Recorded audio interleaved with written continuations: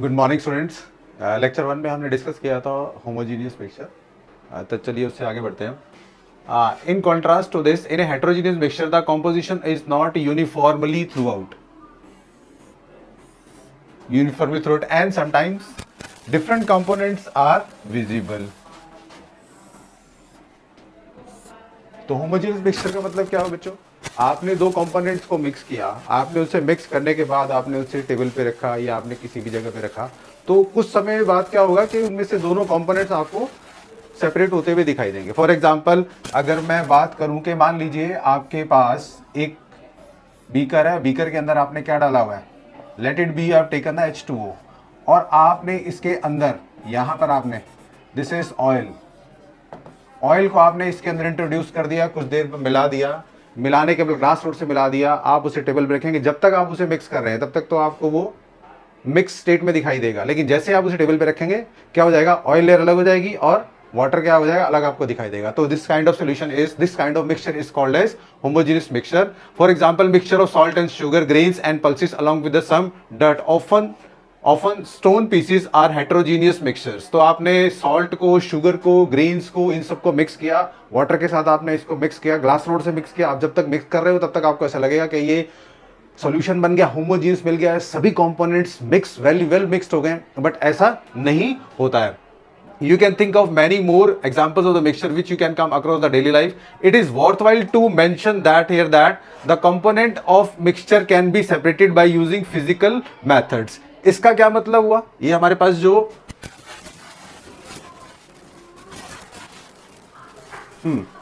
you can think of many more, yes we are there, you can think of many more examples of mixture which you can come across the daily life. It is worthwhile to mention here that the component of mixture can be separated by, yes, the components of mixtures, that the components of the mixtures can be separated by using physical methods such as the simple hand picking, filtration, crystallization and distillation. बहुत important है ये वाली बात।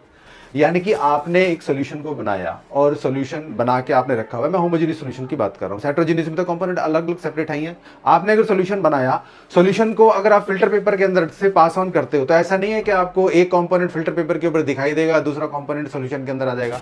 यानी कि आप solution के components को फिजिकल मेथड से, सिंपल हैंड पिकिंग से, फिल्ट्रेशन से यहां पर मतलब है सिंपल फिल्ट्रेशन से, फिजिकल सेपरेशन को लेके बात हो रही है, क्रिस्टलाइजेशन से और डिस्टिलेशन से भी आप उसे सेपरेट नहीं कर सकते। Now we have the pure substances. क्या मतलब होता है बच्चों प्योर सब्सटेंस का? Pure substances have characteristics different from the mixtures. यानी कि जो प्योर सब्सटेंसेस हैं, pure substances have characteristics different from the mixtures. Pure substances का जो कैरेक्टरिस्टिक्स फीचर है, कैरेक्टरिस्टिक्स फीचर मतलब उनकी आइडेंटिफिकेशन है या उनकी जो स्पेसिफिकेशंस हैं वो डिफरेंट होती है किससे? मिक्सचर से। Constituent particles of the pure substances have fixed compositions. Constituent particles का मतलब कि प्योर सब्सटेंस के अंदर जो पार्टिकल्स हैं उनकी जो कॉम्पोजिशन होती है वो क्या होती है? फिक्स होती है। Copper, silver, gold, water, glucose are some examples of the pure substances.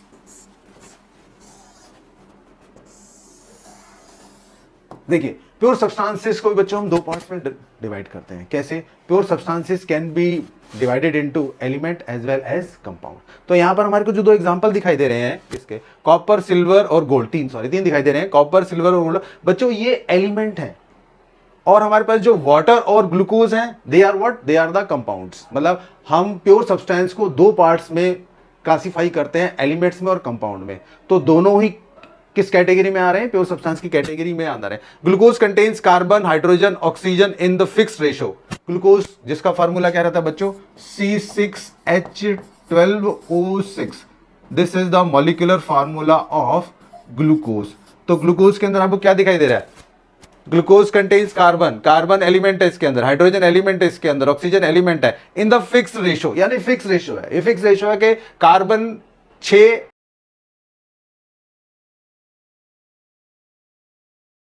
Hydrogen 12 और ऑक्सीजन 6 का कॉम्बिनेशन अगर कहीं पर होगा तो ही ये क्या कहलाएगा? ग्लूकोज करेगा। And its particles are of same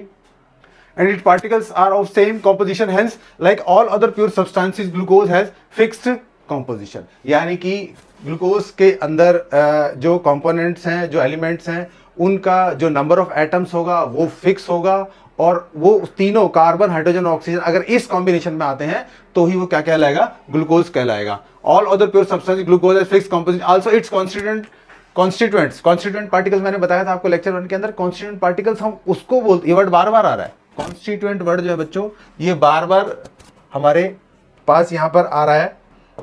इसका मतलब यही होता है कि जिससे कंपाउंड हमारे पास बना हुआ है। Pure substances can further be defined elements and compound, ये बात मैं आपको बोल रहा था कि प्योर सब्सटेंसेस को हम फर्दर क्लासिफाइड करते हैं एलिमेंट्स एंड कंपाउंड में। Particles of elements contains only one kind of atoms, यही एलिमेंट की बच्चों डेफिनेशन है। yes. We can say pure substances are further classified into what? Elements and compounds. Particles of an element contains only one kind of atom. ये जो only contains only one kind of atom, this is the definition of element. Element is the pure form of matter which contains one kind of atom, only one kind of atoms. These particles may exist as atoms or molecules. You may further familiar with the atoms. These particles can exist as atoms or molecules. You may be further familiar with the atoms. Now with the continuation further, we are having molecules from the previous classes. Yes, the molecules from the previous classes. However, you will be studying about them in detail in unit 2. Sodium, copper, silver, hydrogen, oxygen, etc. are some example of the elements. तो बच्चों ये जो हमारे को दिखाई दे रहे हैं, sodium, copper, silver, hydrogen and oxygen etc. some examples of the elements. There all the atoms are of one type. However, the atoms of the different elements are different in the natures.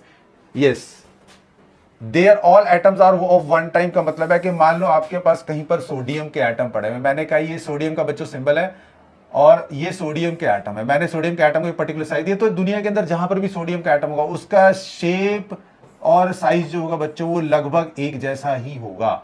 ठीक है, थोड़ा बड़ा छोटा बन सकता है but we are considering कि सबका जो साइज है और सबका जो शेप है वो समान। लेट इट बी के मैं अगर इसमें से दूसरे, लेट इट बी कि मैंने कॉपर का एक एटम लिया, तो कॉपर का एटम भी उसका बेसिक स्ट्रक्चर तो वही होगा जो सोडियम के एटम का होगा, लेकिन साइज और शेप क्या होगा बच्चों, अलग होगा। लेट इट बी कॉपर है तो मैंने इसके एटम को बड़ा करके डेजिग्नेट कर दिया, ये मतलब है यहाँ पर। So what are you looking here कि सोडियम के एक एटम, सोडियम के सभी एटम्स का शेप और साइज सेम है, कॉपर के सभी एटम्स का शेप और साइज सेम है, परंतु सोडियम के एटम का शेप और साइज और कॉपर के एटम के शेप और साइज आपस में क्या है बच्चों, डिफरेंट है। यही बात ये यहां पर कहने की कोशिश कर रहा है। Their all atoms are of one type, yes their all atoms are of one type, however their atoms of different elements are different in the nature. यानी कि इसकी नेचर और इसकी नेचर क्या होगी, अलग अलग होगी। Some elements such as sodium, copper contains atoms as their constituent particles, whereas in some others the constituent particles are of the molecules which are formed by two or more atoms. Yes, what is the molecules? Element में बच्चों one kind of atom ही present होगा, molecule में आपके पास एक या एक से ज्यादा टाइप ऑफ एलिमेंट भी प्रेजेंट हो सकता है। Particles are the molecule which are formed by two or more, for example hydrogen, nitrogen, oxygen gases consist of molecules. Yes, हमें देखिए formed by the two elements, for examples the hydrogen, nitrogen and oxygen gases consist of molecules. Hydrogen H2 ये हमारे पास, यानी कि hydrogen element, ये element ऐसा जो कि किस फॉर्म में मिलता है, गैसेस फॉर्म में मिलता है। N2 ये एलिमेंट कैसा है, ये भी हमें गैसेस फॉर्म में मिलता है। एंड ऑक्सीजन O2 में किस फॉर्म में मिलता है, ये भी गैसेस में मिलता है। O3 ये देखिए ये भी ऑक्सीजन एटम है, ऑक्सीजन एटम, यानी कि ये इन एलिमेंट्स के जो एटम्स हैं वो हमें ज्यादातर किस फॉर्म में मिलते हैं, गैसेस फॉर्म में मिलते हैं, in which two atoms combine to give their respective molecules. देख रहे हो, दो एटम कंबाइन होने के बाद एक मॉलिक्यूल बना रहे हैं, यहां पर दो एटम, यहां पर दो एटम, यहां पर दो एटम, यहां पर तीन atoms. This is illustration hydrogen, oxygen, nitrogen, copper and sodium. तो ये हमारे पास एक सिंबॉलिक रिप्रेजेंटेशन दी हुई है एनसीईआरटी की बुक के अंदर कि किस तरह से हमारे पास जो एटम्स का साइज और शेप होगा। सोडियम के सभी एटम्स का साइज फिक्स है, ऐसा रहेगा, कॉपर का ऐसा है। This are the symbolic representation of the atom. Atom is basically considered to be spherical in the shape, तभी इन्होंने सभी एलिमेंट्स के एटम को एक स्फीयर शेप में बनाया है। चलिए आगे मूव करते हैं हम इससे।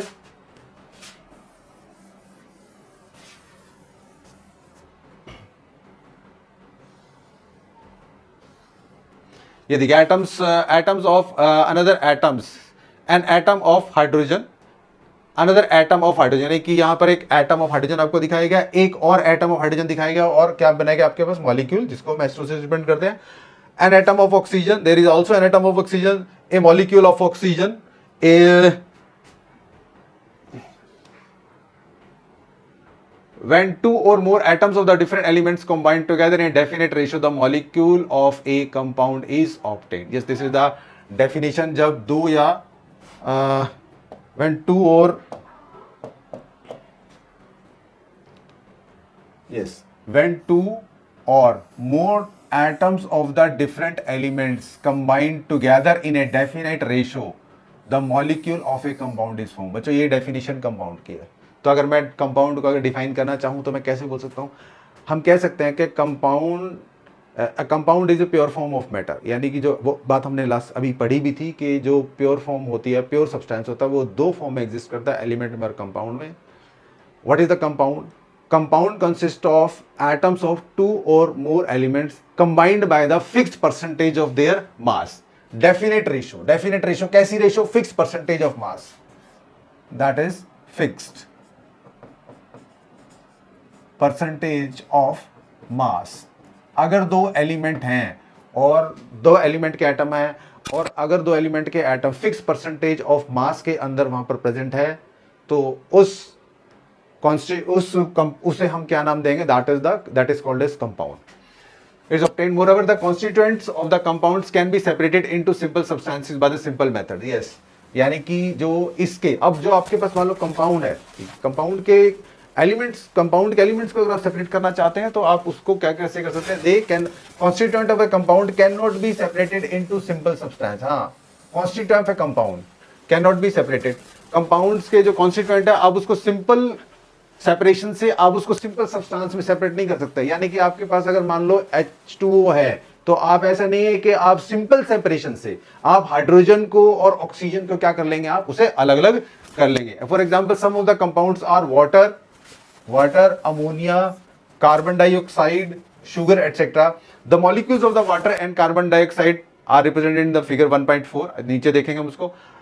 Note that a water molecule comprises 2 hydrogen atoms and 1 oxygen atom. Yes, we know that कि water का जो molecular formula होता है बच्चों, वो H2O होता है.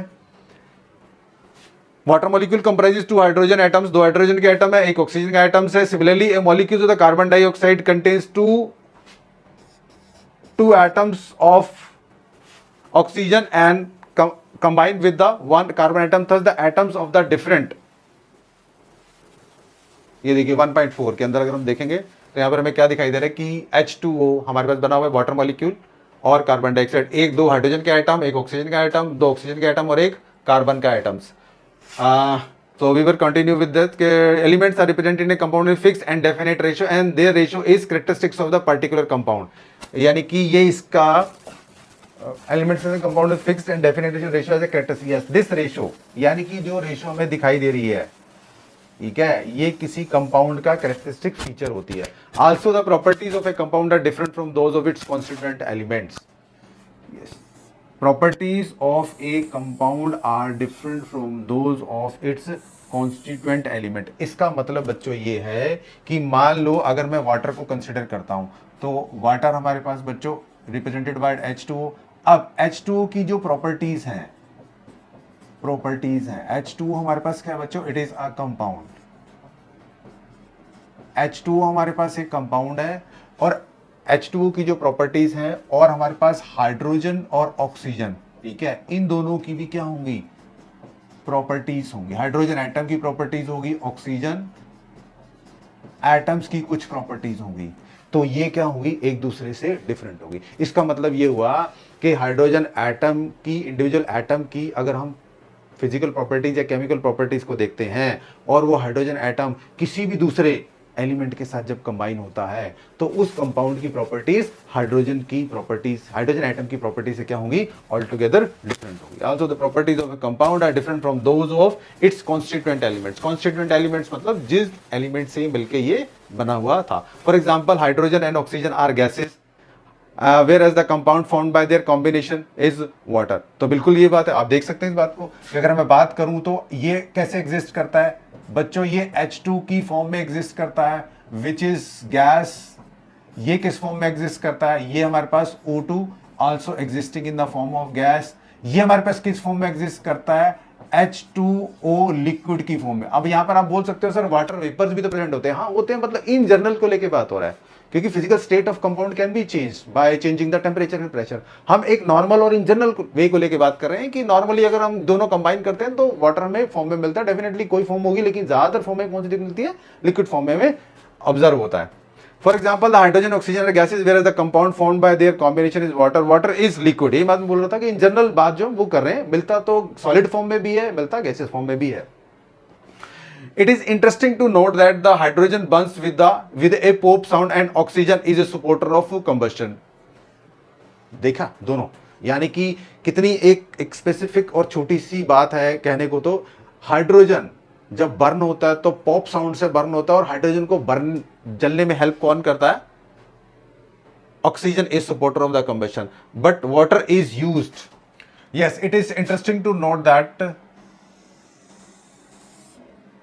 Hydrogen burns with a pop sound and oxygen is supporter of the combustion, but water is as used as a fire extinguisher. ठीक है, तो मैं यही बात डिस्कस कर रहा था कि कितनी मतलब ये एक स्पेसिफिक चीज़ है या कितना ये कैरेक्टरिस्टिक फीचर है नेचर का कि आप हाइड्रोजन को बर्न कर रहे हैं, एक एलिमेंट बर्न हो रहा है और दूसरा एलिमेंट उसको सपोर्ट कर रहा है, और उसके बर्निंग से वहाँ पर ब्लास्ट या फायर जो भी प्रोड्यूस हो रहा है उसको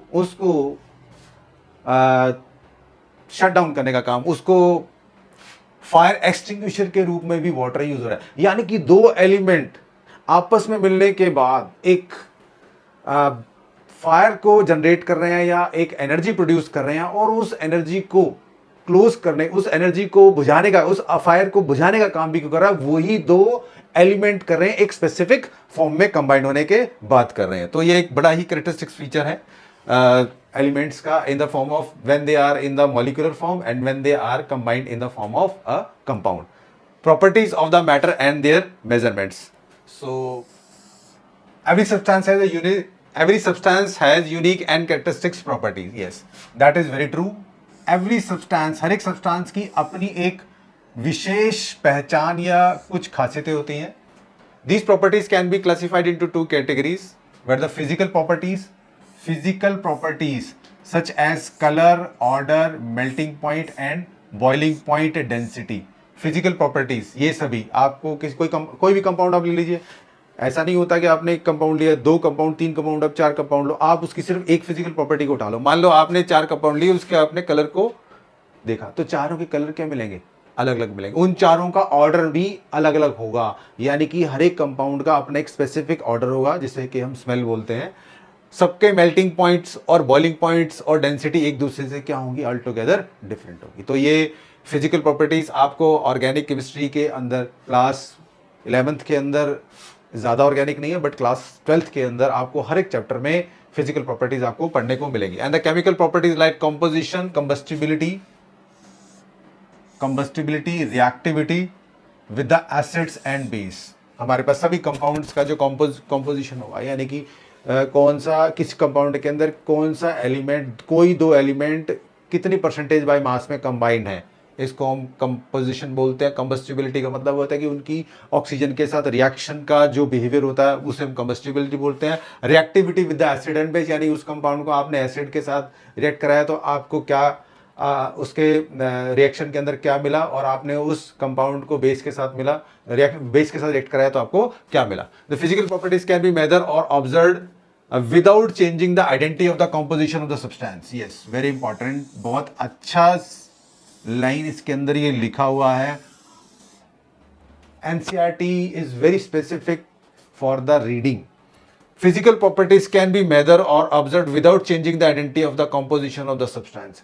इसका मतलब है कि आपके पास कोई कंपाउंड है और आप उसकी कोई फिजिकल प्रॉपर्टीज को समझना चाहते हैं, तो उस कंपाउंड की फिजिकल प्रॉपर्टीज को समझने के लिए आपको उस कंपाउंड की कंपोजिशन को चेंज करने की जरूरत नहीं है। द मेजरमेंट और the observation of the chemical properties requires a chemical change. हाँ, ये अगर आपको उसकी केमिकल प्रॉपर्टीज अगर आपको देखनी है, ठीक है ना, तो आपको क्या करना पड़ेगा, उसके बिहेवियर में चेंज करना पड़ेगा। ये बात हमें वैसे ही पता लगी हुई है। आपने अगर कलर देखना है किसी कंपाउंड को, और आप जानते हैं कि कलर हम और कलर को हमने क्या क्लासिफाई किया है, कलर एक फिजिकल प्रॉपर्टी है। तो ऐसा तो नहीं कि मुझे किसी कंपाउंड का कलर देखना है तो मुझे उस कंपाउंड का के साथ कुछ पहले कुछ और कोई एक्टिविटी परफॉर्म करनी पड़ेगी, नहीं, जैसे भी वो है वैसे ही हम उसको ऑब्जर्व कर लेते हैं और वो हमारे पास आ जाता है। उसका ऑर्डर है, हर एक कंपाउंड का स्पेसिफिक ऑर्डर है, तो उसके लिए उसके ऑर्डर को जानने के लिए मुझे उस कंपाउंड के साथ कोई भी फिजिकल एक्टिविटी परफॉर्म करने की जरूरत नहीं पड़ती। हाँ, लेकिन अगर मैं केमिकल प्रॉपर्टीज को देखना चाहता हूं तो मुझे डेफिनेटली उस कंपाउंड के साथ क्या करना पड़ेगा, उसके साथ कुछ ना कुछ एक्टिविटी चेंज करनी पड़ेगी। The measurement of the observation, measurement observation का मतलब आप जो भी चीज जानना चाहते हैं, कोई भी केमिकल प्रॉपर्टी अगर आप किसी कंपाउंड की जानना चाहते हैं तो आपको कुछ ना कुछ उस केमिकल के साथ केमिकल चेंज करना पड़ेगा। Measurement of the physical properties does not require the occurrence of the measurement of the physical properties does not require occurrence of the chemical change।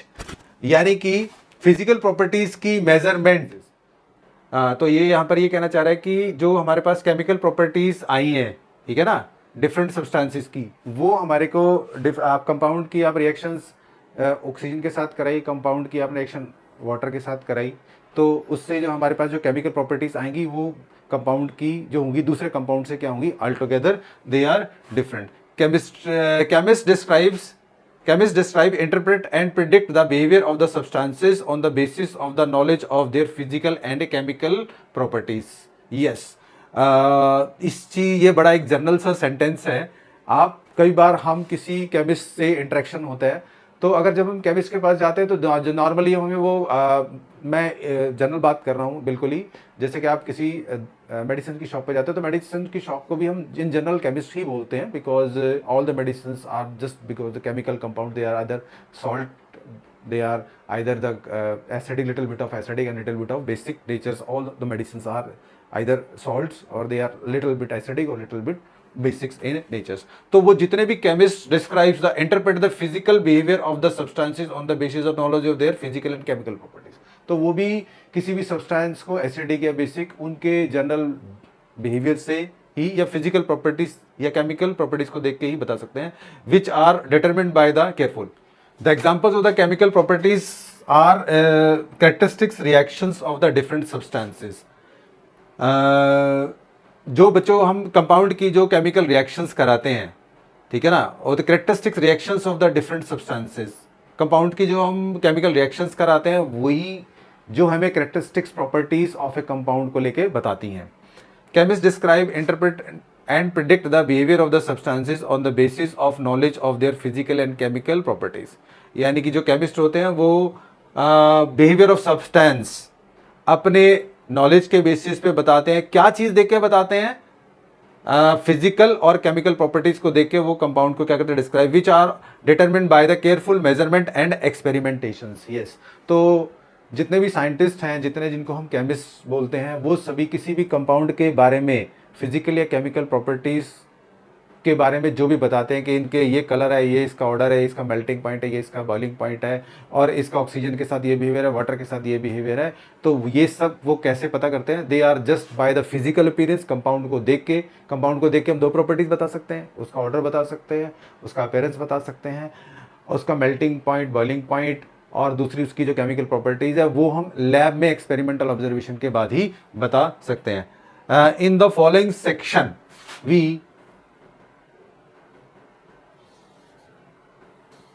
will learn about the measurement of the physical properties। तो अगले section में हम कुछ physical properties को लेके बात करेंगे कि फिजिकल प्रॉपर्टीज क्या, हमने ये डिस्कस कर चुके हैं कि फिजिकल प्रॉपर्टीज क्या होती हैं और फिजिकल प्रॉपर्टीज का मेजरमेंट किस तरह से है। तो बच्चों, इस लेक्चर को हम यहीं पर ही ओवर करते हैं।